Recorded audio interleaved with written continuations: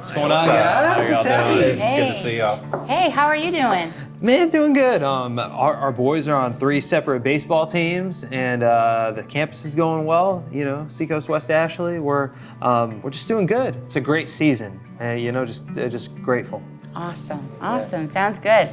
Doing good. I mean, it certainly hasn't been easy, but it's been a lot better than it was several years ago. So when I was 27, I was diagnosed with OCD. I felt so weird even getting a diagnosis. I didn't want to go to a therapist to begin with. And it's so hard to even relate because most people, when they say something's OCD, they're talking about like having to have 2 yellow M&Ms and 3 red ones or something like that. Right. And what it's really looked like, guys, just being candid with y'all, is over the years, I've just been scared all the time, worrying that I hit someone when I'm driving down the road, even knowing perfectly well in my mind that there is no way that happened, and then driving back to the place just to make sure that I didn't. So when you were struggling, like in the thick of it, would it come in waves, or were you just in constant, dreadful fear every second? The anxiety was always over a 5. So I would wake up and I didn't even know where it was coming from. There were times where I would pray and I would just be like, I don't know what to ask you, but I need to know that somehow you see me and can do something about this, even though I don't know what this is. What I love is you're a respected person around here. You're the pastor of a campus, and here you are sharing something that's real.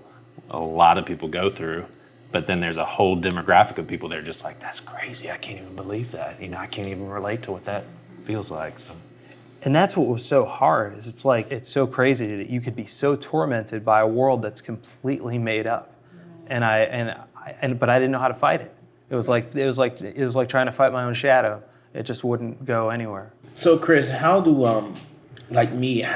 I, if I have friends or know somebody or even other people at this church, how should we approach that?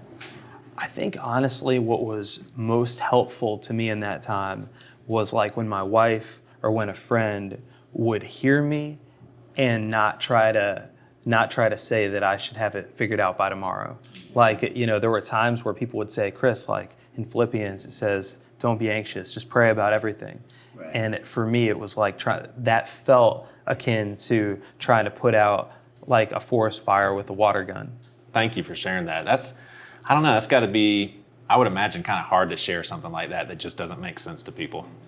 It is hard to talk about, but at the same time, the more I can talk about it, hopefully the more people can hear that, that there is hope, that through medication, through counselors, through all these different things that I wouldn't have hoped for what I went through, but God led me through that path to the place that I'm at now, and I'm thankful for that.